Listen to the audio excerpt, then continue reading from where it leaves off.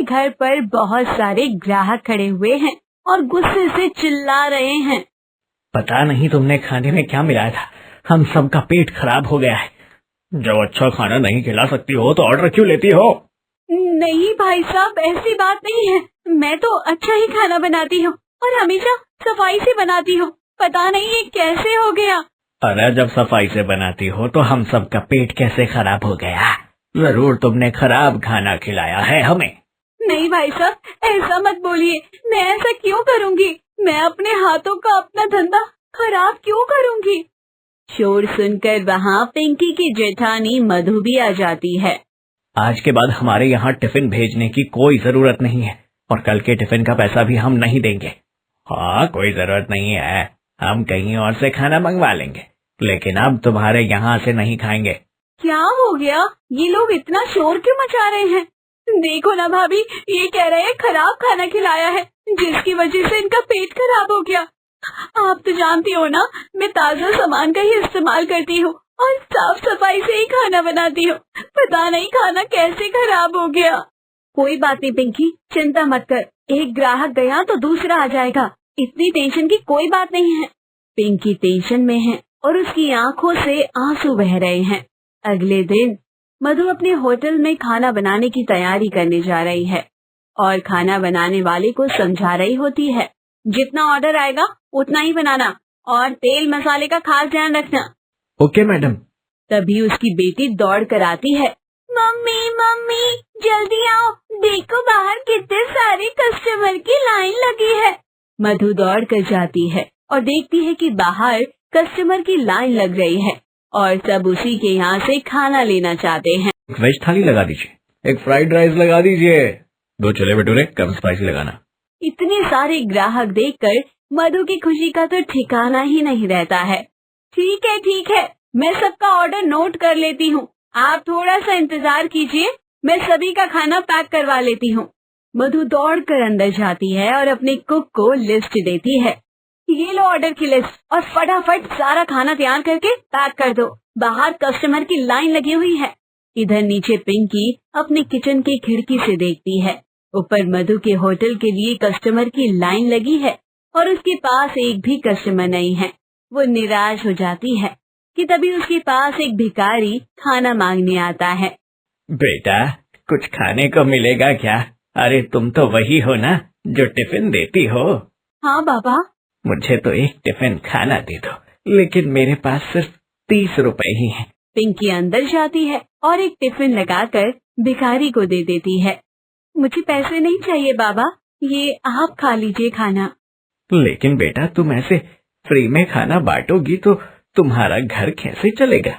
ऊपर वाले का आशीर्वाद रहा तो सब अपने आप ठीक हो जाएगा बाबा, आप खाना खा लो। ऊपर वाला तुम्हें खुश रखे और तुम्हारा धंधा भी अच्छा चले। भिखारी वहाँ से चला जाता है और मधु के होटल के बाहर लगी कस्टमर की लाइन को पिंकी देख रही होती है और उसके चेहरे पर निराशा होती है। अगले दिन मधु के होटल के बाहर ग्राहकों की भीड़ जमा है और मधु एक एक करके सबके ऑर्डर ले रही है। आपकी एक वेज थाली, आपकी 10 रोटी, आपकी फ्राइड राइस, आपका मंचूरियन और आपका सैंडविच। ठीक है, आप थोड़ी देर इंतजार कीजिए, मैं सारा ऑर्डर रेडी करवाती हूँ।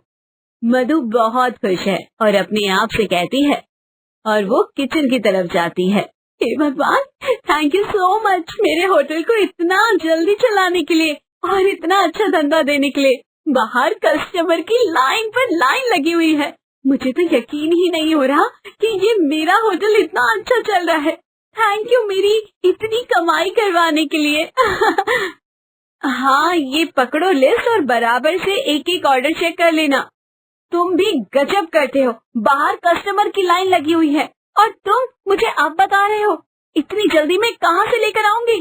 तुम रुको, मैं नीचे पिंकी के यहाँ से लेकर आती हूँ, फिलहाल उसी से काम चला लेना। मधु दौड़ कर नीचे जाती है, देखती है पिंकी खाली निराश से अकेली बैठी हुई है और उसके पास एक भी ग्राहक नहीं है। अरे पिंकी, तुम ऐसे अकेले क्यों बैठी हो? तो क्या करूँ भाभी, उस दिन के बाद से एक भी ग्राहक नहीं आया। मेरा तो धंधा ही बंद हो गया है। कोई बात नहीं, बिजनेस में तो ऊपर नीचे चलता ही रहता है। वो मैं क्या कह रही थी, मुझे थोड़ा सा लाल मिर्च पाउडर दोगी क्या?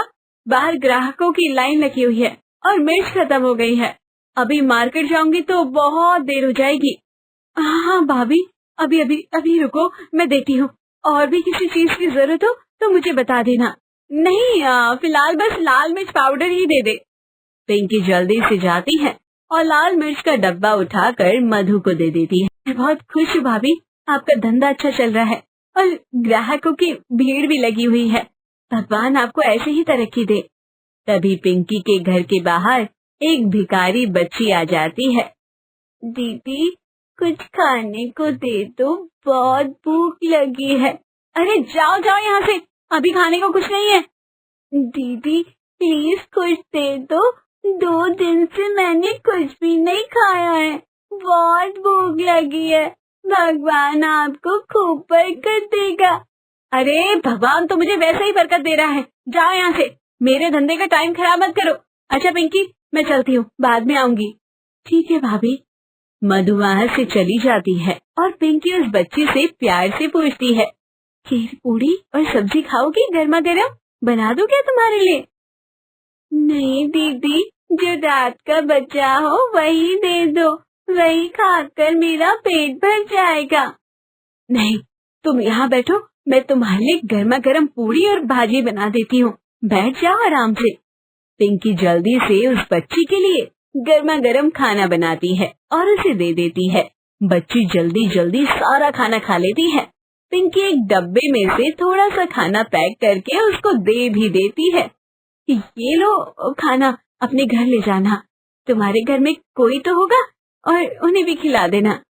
बच्ची की आंखों में से आंसू आ जाते हैं। वो हाथ जोड़कर कहती है, भगवान आपको खूब तरक्की देगा दीदी, इतने प्यार से तो कभी मेरे घर वालों ने भी मुझे खाना नहीं खिलाया। आप हमेशा खुश रहो, भगवान हमेशा आपके साथ रहेगा। बच्ची वहाँ से चली जाती है और पिंकी उसे जाते हुए देख रही होती है। कुछ दिन बाद और सुबह से ही मधु के यहाँ एक ग्राहक भी नहीं आया। मधु हैरान परेशान इधर उधर टहल रही होती है, बार बार देखती है कि बाहर कोई आया कि नहीं, लेकिन वहाँ कोई नहीं आया होता। 12 बज चुके हैं, अभी तो एक भी ग्राहक नजर नहीं आ रहा। मैं खुद भी वही सोच रही हूँ, रोज इतनी भीड़ लगी रहती थी, आज कोई भी नजर क्यों नहीं आ रहा है। मधु नीचे उतर कर आती है, देखती है पिंकी खाना बना रही है। क्या कर रही हो पिंकी, इतना सारा खाना किसके लिए बना रही हो? कुछ नहीं दीदी, थोड़ा एक्स्ट्रा बना कर रख रही हूँ, कभी कोई भूखा आ जाता है तो उसे दे देती हूँ। तुम भी गजब करती हो, तुम्हारा खुद का धंधा चौपट पड़ा है और तुम्हें भूखों को खिलाने की पड़ी है। हम कहाँ किसी को खिलाते हैं दीदी, वो तो सब ऊपर वाला करता है, बाकी जैसे जिसकी किस्मत। तभी अचानक वहाँ पुलिस आ जाती है। कोई है घर में? इंस्पेक्टर साहब, आप बताइए, आपको किससे मिलना है? मधु आपका ही नाम है जो टिफिन सेंटर चलाती है? नहीं, मैं पिंकी हूँ, मधु मेरी जेठानी का नाम है। मधु डरते डरते आगे आती है। मेरा नाम मधु है इंस्पेक्टर साहब, बताइए क्या काम है आपको? क्या आपको खाने का ऑर्डर करना है? हम और आपके यहाँ से ऑर्डर करेंगे? कभी नहीं, जिसके यहाँ का खाना खाकर लोग मरते मरते बचे हो, उनके यहाँ से हम तो कभी खाना नहीं खाएंगे। मधु और पिंकी दोनों चौंक जाती है। ये आप क्या बोले हैं इंस्पेक्टर साहब? आपके खिलाफ कुछ कस्टमर्स ने रिपोर्ट दर्ज करवाई है कि आपने खाने में कोई जहरीली दवा मिलाई थी, जिसे खाने से वो लोग बीमार हो गए और अस्पताल में भी भर्ती हो गए। आपको हमारे साथ पुलिस स्टेशन चलना पड़ेगा। ये बात सुनकर मधु डर के मारे कांपने लगती है और पिंकी भी डर जाती है। ऐसा कैसे हो सकता है इंस्पेक्टर साहब, जरूर कोई गलतफहमी हुई है। दीदी का होटल तो बहुत अच्छा चलता है और रोज यहाँ पर कई लोग खाना खाने आते हैं। उन्हीं लोगों ने उनके खिलाफ रिपोर्ट दर्ज करवाई है।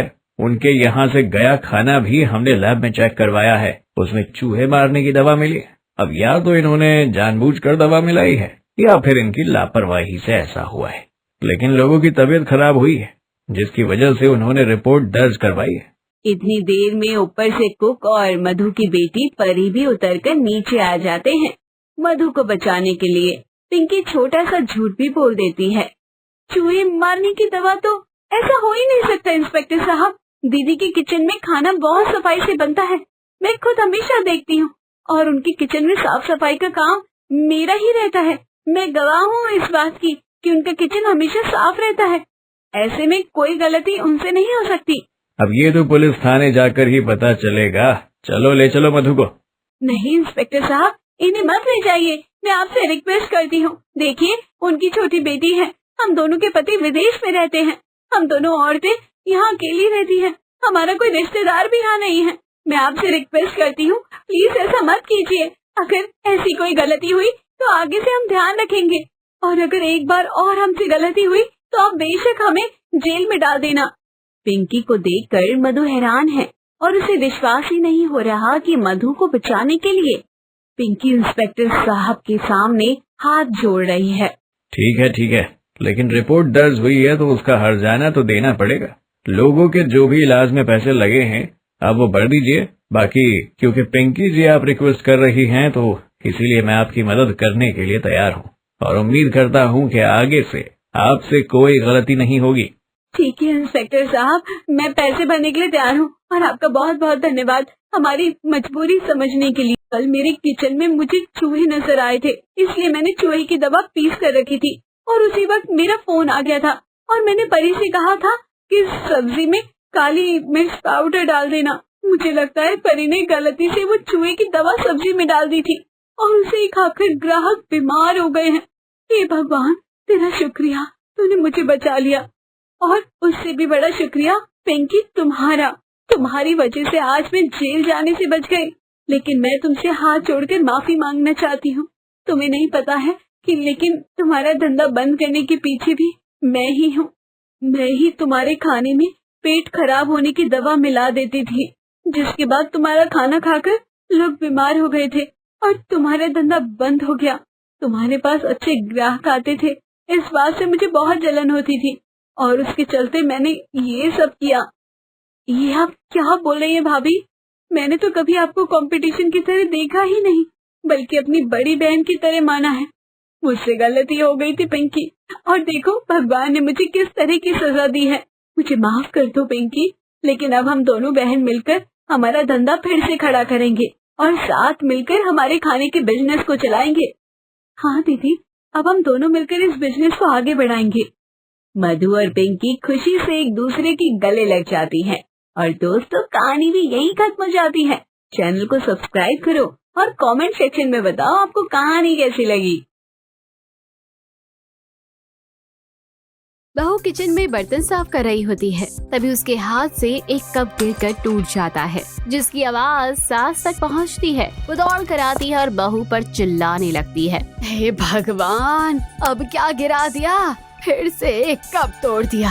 तुम क्या चाहती हो? मुझे पूरी तरह से बर्बाद करना चाहती हो? मेरे बेटे को तो खा ही गई हो, अब क्या मेरी बची कुछ जिंदगी को भी नरक बनाओगी?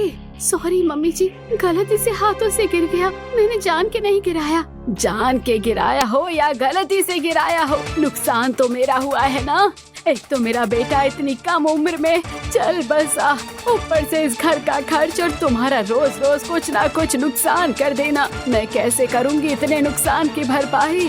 आप चिंता मत कीजिए मम्मी जी, कुछ न कुछ हो जाएगा। तुम मुझे मत समझाओ कि क्या होगा क्या नहीं, तुम्हारी वजह से ही ये सब हो रहा है। तुमने उस दिन मार्केट जाने की जिद ना की होती तो आज मेरा बेटा जिंदा होता। काश मेरे बेटे की जगह उस दिन एक्सीडेंट में तुम मर गई होती, मनहूस कहीं की।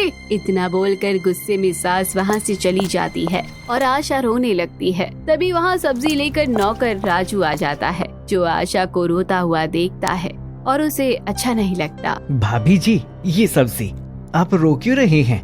कुछ नहीं राजू, बस ऐसे ही।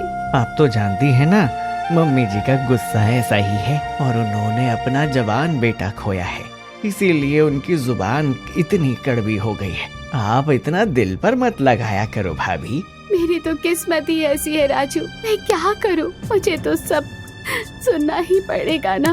बस मुझे चिंता है तो मम्मी जी की और इस घर की। मैं जो बोलता हूँ वो बात आप मान क्यों नहीं लेती? अगर आपने मेरी बात मान ली तो सब सुखी हो जाएंगे। नहीं नहीं राजू, ये गलत होगा, मैं ऐसा नहीं कर सकती। और अभी मेरे पति को गए 2 ही महीने हुए हैं। आप डरती क्यों हो? अरे मैं हूँ ना, सब संभाल लूंगा। लेकिन अगर आपने ये नहीं किया तो आपकी जिंदगी नरक बन जाएगी। राजू की बात सुनकर आशा सोच में पड़ जाती है। अगले दिन आशा अपनी सास को खाने की थाली लगा कर देती है। मम्मी जी, ये लीजिए खाना। सास खाने की थाली लेती है और देखती है कि रोटी में ज्यादा घी लगा हुआ है। हे भगवान, रोटी में इतना सारा घी! अरे घर का खर्चा क्या तुम्हारा बाप चलाता है जो अपनी मन मर्जी करती हो? मम्मी जी, शायद गलती से ज्यादा लग गया होगा। गलती से? इतना सारा घी गलती से कैसे लग सकता है बहू? तुम अच्छे से जानती हो कि हम पाई पाई के मोहताज हो गए हैं। अगले महीने का खर्च कैसे चलेगा ये भी सोचना पड़ रहा है, और तुम हो कि घी में रोटियां तैरा रही हो। मम्मी जी, मुझे पता है घर की स्थिति अच्छी नहीं है, मैं सब समझती हूँ। आप मुझे इस घर का दुश्मन क्यों मानने लगी है? क्योंकि तुम हो इस घर की दुश्मन। मेरा बस चले तो अभी उठाकर तुम्हें इस घर के बाहर फेंक दूं, लेकिन समाज क्या कहेगा यही सोचकर चुप रह जाती हूँ। तुम्हें तो चिंता है नहीं कि हमारा गुजर बसर कैसे होगा, लेकिन मुझे तो चिंता करना ही पड़ेगा ना। मुझे भी चिंता है मम्मी जी, मैं खुद भी हर रोज इसी चिंता में रहती हूँ कि घर का खर्च कैसे चलेगा। तुम तो रहने ही दो, मुझे सब पता है तुम्हें क्या चिंता है क्या नहीं। अब जाओ यहाँ से, अपनी मनुष्य शक्ल लेकर यहाँ मत खड़ी रहो। बहू निराश होकर वहाँ से किचन में चली जाती है जहाँ राजू बर्तन धो रहा है। मम्मी जी को तो जैसे तैसे बस बहाना चाहिए आपको नीचा दिखाने का। आप इतनी बेइज्जती क्यों सहन कर रही हैं? मैं एक विधवा हूँ राजू, मुझे ये सब सहन करना ही पड़ेगा। मैं अभी भी कह रहा हूँ, मेरी बात मान लो, आपकी जिंदगी बेहतर हो जाएगी। वैसे भी अभी आपकी उम्र ही क्या है, इतनी कम उम्र में आप विधवा हो गए, इसमें आपकी तो कोई गलती नहीं है। मैं इतने सालों से इस घर में काम कर रहा हूँ, मैं जानता हूँ मम्मी जी को, वो जिंदगी भर आपको ऐसे ही कोसती रहेगी। लेकिन राजू, किसी को पता चल गया तो मम्मी जी तो मुझे जान से ही मार देगी। जब पता चलेगा तब की तब देखी जाएगी। मैं आपको ऐसे हर रोज बेइज्जत होते नहीं देख सकता। राजू और बहू एक दूसरे को देख रहे हैं। रात के 1 बज रहे हैं। आशा धीरे से अपने कमरे का दरवाजा खोलती है, इधर उधर देखती है और वो चोरी छुपे राजू के कमरे में चली जाती है। आ गई आप? मुझे पता था आप जरूर आओगी। मुझे पता था एक ना एक दिन आपको मेरी बात समझ में आ जाएगी। लेकिन मुझे बहुत डर लग रहा है राजू, कहीं हम गलत तो नहीं कर रहे हैं ना? नहीं, हम गलत नहीं कर रहे हैं। वैसे भी आप एक विधवा हो, मजबूर हो, लाचार हो, आपको सहारा मिलना बहुत जरूरी है, वरना ये दुनिया और आपकी सास आपका जीना मुश्किल कर देंगे। बात तो तुम्हारी सही है राजू, लेकिन फिर भी मुझे डर लग रहा है, कहीं मम्मी जी को पता चल गया तो? उन्हें पता नहीं चलेगा, और सही समय आएगा तो मैं खुद उन्हें सब सच बता दूंगा। आशा हाँ में सिर हिला देती है और राजू उसे देख रहा होता है। अगले दिन राजू किचन में सब्जी काट रहा है, वहाँ उसकी सास आती है। क्या बात है महारानी, अभी तक नहीं उठी है क्या? सूरज सर पर चढ़ाया है। मम्मी जी, शायद उनकी थोड़ी तबीयत ठीक नहीं है। तबीयत ठीक नहीं है तो मैं क्या करूं? क्या दिन भर आराम ही करती रहेगी? तभी वहाँ बहू आ जाती है। आ गया महारानी जी, मुझे तो लगा था कि आज मुझे ही खुद आपको उठाने आना पड़ेगा। वो मम्मी जी थोड़ी तबीयत ठीक नहीं थी, बस इसलिए उठने में देर हो गई। ये सब बहाने यहाँ नहीं चलेंगे। माना कि राजू घर का काम करने के लिए है, लेकिन इसका मतलब ये नहीं कि तुम बिल्कुल बेफिक्र हो जाओ। वैसे भी तुम किसी काम की तो हो नहीं, कम से कम घर का काम ही तो ठीक से कर लिया करो। आप चिंता मत कीजिए, सारा काम टाइम पर हो जाएगा। हाँ, चिंता क्यों करने लगी? तुम्हारे पिताजी ने तो यहाँ खजाना गाड़ रखा है ना, जिससे मैं हर बार निकाल कर खर्च करती रहूं। इतना बोलकर सास वहाँ से चली जाती है। बहू उदास होती है, राजू को अच्छा नहीं लगता। आप चिंता मत करो, बस कुछ ही दिन की बात है, उसके बाद आपको ये ताने नहीं सुनने पड़ेंगे और एक अच्छी जिंदगी आप जी पाओगे। हम सही तो कर रहे हैं ना राजू? आपको भरोसा है या नहीं मुझ पर? फिलहाल तो मुझे तुम्हारे अलावा किसी और पर भरोसा है ही नहीं। राजू, तुम मेरा इकलौता सहारा हो। तो बस फिर आप चिंता मत कीजिए, मैं सब संभाल लूंगा। रात में आशा अपने कमरे में निकलकर राजू के कमरे की तरफ जा रही होती है। तभी उसकी सास उसे देख लेती है और छुपकर देखने लगती है। ये आशा जा कहाँ रही है? आशा राजू के कमरे में जाती है और दरवाजा बंद कर देती है। ये देखकर सास के पैरों तले जमीन खिसक जाती है। हे भगवान, आशा इतनी गिर जाएगी मैंने सोचा नहीं था। क्या जमाना आ गया है, मेरी बहू मेरे ही नौकर के साथ चक्कर चला रही है। इस आशा को तो मैं जिंदा नहीं छोड़ूंगी, अब तुम्हें इस घर से निकाल कर ही रहूंगी। सास धीरे से राजू के कमरे के बाहर जाकर सुनने लगती है कि दोनों क्या बातें कर रहे हैं। मुझे बहुत डर लग रहा है राजू, मम्मी जी दिन ब दिन और ज्यादा सख्त होती जा रही हैं। अरे आप बिल्कुल भी चिंता मत करिए, मैं हूँ ना, मैं सब संभाल लूंगा।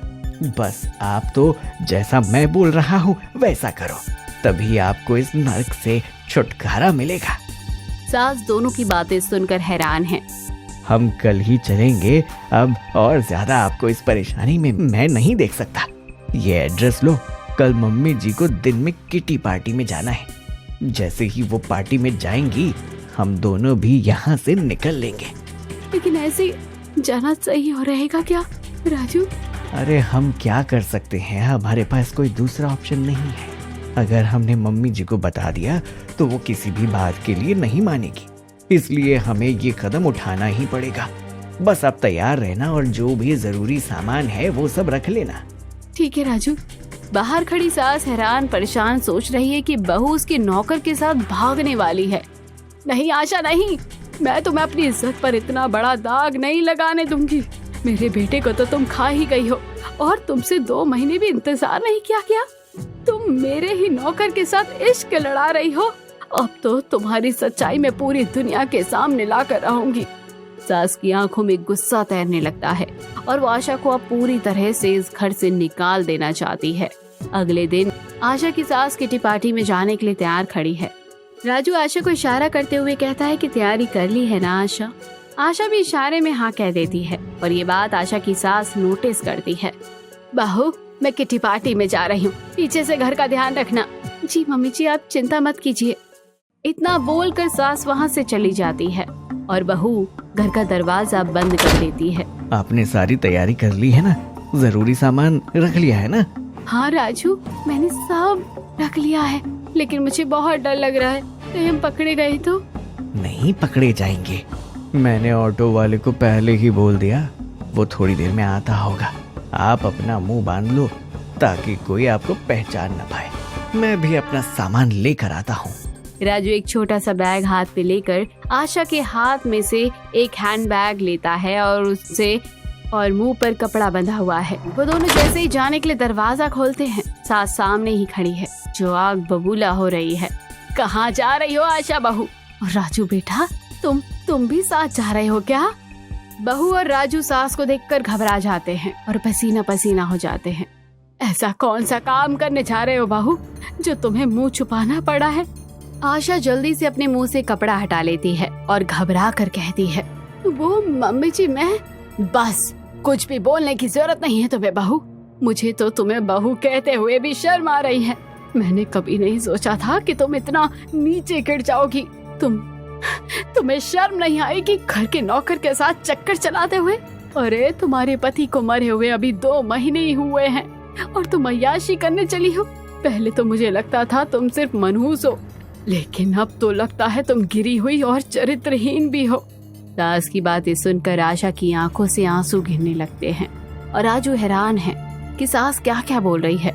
ये आप क्या बोल रही हैं मम्मी जी? ये सब गलत है। तुम तो चुप ही रहो राजू, तुमने तो नमक हरामी की है।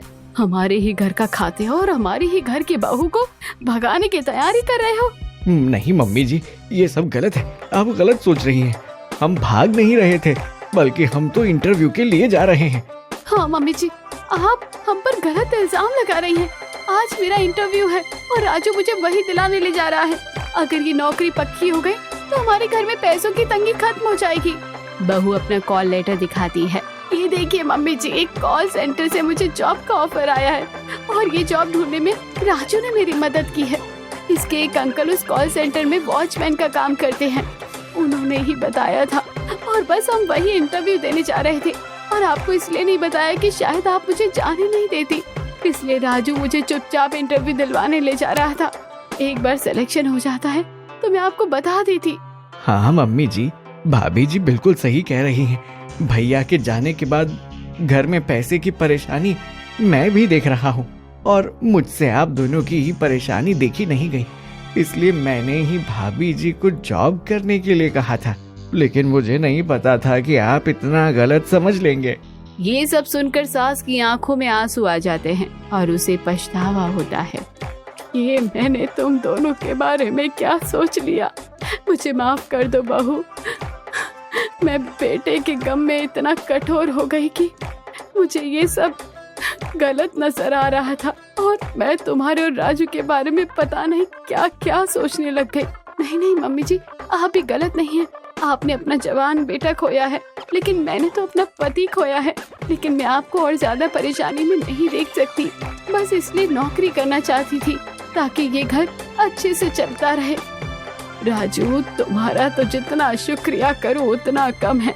तुमने इस घर का नौकर होकर भी बेटे का फर्ज निभाया है और हमारी इतनी मदद की है। मैं इस घर का नौकर ही सही मम्मी जी, लेकिन आपने तो हमेशा बेटे जैसा ही रखा है और मेरा फर्ज बनता है कि मैं आपकी और भाभी जी की बुरे समय में मदद करूं। सास अपनी बहू को आशीर्वाद देती है। जाओ बहू, तुम इस इंटरव्यू में पास हो जाओगी। मेरा आशीर्वाद तुम्हारे साथ है और मिठाई लेकर ही घर आना। बहू और राजू खुश हो जाते हैं। खुशी में बहू अपनी सास को गले से लगा लेती है। दोस्तों, कहानी भी यही खत्म होती है। कहानी कैसी लगी कमेंट बॉक्स में जरूर बताइए। चैनल को अभी तक सब्सक्राइब नहीं किया तो जरूर कर लीजिए।